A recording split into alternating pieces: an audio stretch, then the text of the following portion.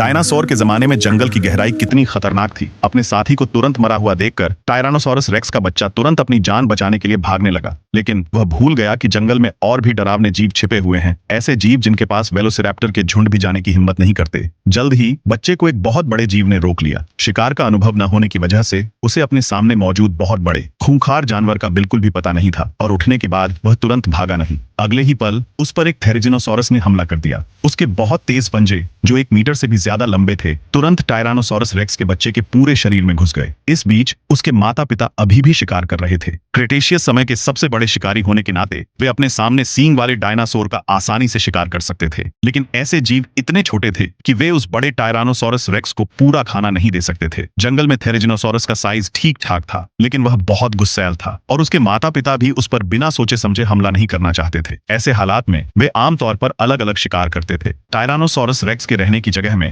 हेड्रोसॉर और ट्राइसेराटॉप्स बेशक सबसे अच्छे ऑप्शन थे। हेड्रोसॉर न सिर्फ काफी बड़े थे, बल्कि उनमें भागने या वापस लड़ने की काबिलियत भी नहीं थी। एक हेड्रोसॉर नदी के किनारे जा रहा था और अपनी सावधानी के बावजूद वह जंगल में छिपे टायरानोसॉरस रेक्स को नहीं देख पाया। उसने कितनी भी कोशिश की, वह टी-रेक्स के डरावने काटने से बच नहीं सका। आधे मिनट से भी कम समय में ऑक्सीजन की कमी और खून की कमी के कारण हेड्रोसॉर ने दम तोड़ दिया। हालांकि उसके साथी दौड़े, लेकिन किसी ने भी टी-रेक्स के गुस्सैल तरीके से उसके पास जाने की हिम्मत नहीं की और वे बस बेबस होकर अपने साथी को मरते हुए देख सकते थे। नर टायरानोसॉरस रेक्स का पेट भरने के बाद वह अपने बच्चे और आधी पूंछ वाले डायनासोर को खाना खाने के लिए बुलाने लगा, लेकिन जैसे ही वह आधी पूंछ वाले डायनासोर से मिला, उसने बच्चे की दर्द भरी चीखें सुनी। नर टायरानोसॉरस रेक्स तेजी से जंगल की ओर भागा, लेकिन बहुत देर हो चुकी थी। जब तक वह पहुंचा, बच्चे को एक थेरिजिनोसॉरस निगल चुका था। यह देखकर कि बड़े टायरानोसॉरस रेक्स ने उसे देख लिया है, थेरिजिनोसॉरस डर के मारे भागा नहीं, बल्कि उसने लड़ने का रुख अपनाया। टायरानोसॉरस रेक्स इसे और बर्दाश्त नहीं कर सका, आगे बढ़ा और हमला कर दिया। हालांकि थेरिजिनोसॉरस निडर था, उसने अपने पंजे के एक ही वार से टायरानोसॉरस रेक्स को जमीन पर गिरा दिया। जब टायरानोसॉरस रेक्स उठा तो उसके चेहरे पर एक भयानक घाव दिखाई दिया। तेज दर्द से वह होश में आया और उसने हमला करना बंद कर दिया और अपने दुश्मन की कमजोरियों को ध्यान से देखने लगा। थेरिजिनोसॉरस के पंजे बहुत तेज और बड़े थे और उसका शरीर बहुत फुर्तीला था। सिर्फ उसकी पतली गर्दन ही उसके काटने से कमजोर थी। इसीलिए टायरानोसॉरस रेक्स ने जोरदार दूसरा हमला किया। थेरिजिनोसॉरस ने कितना भी विरोध किया, टायरानोसॉरस रेक्स हमेशा एक ही जगह पर फोकस करता रहा। आखिरकार उसने मौके का फायदा उठाया और गर्दन पर काट लिया। दम घुटने वाले दर्द ने थेरिजिनोसॉरस को पागलों की तरह लड़ने के लिए उकसाया। तेज पंजों ने टायरानोसॉरस रेक्स के शरीर पर कई घाव कर दिए, लेकिन उसने जाने नहीं दिया। आखिरकार थेरिजिनोसॉरस दम घुटने से जमीन पर गिर पड़ा। हालांकि उसने अपनी बड़ी दुश्मनी का बदला ले लिया था, टायरानोसॉरस रेक्स थक गया था और उसके घावों पर लगातार इन्फेक्शन का खतरा बना हुआ था। इस समय वह बस यही दुआ कर सकता था कि टायरानोसॉरस उसके लिए खाना लाए, नहीं तो वह बस चुपचाप मौत का इंतजार कर सकता था।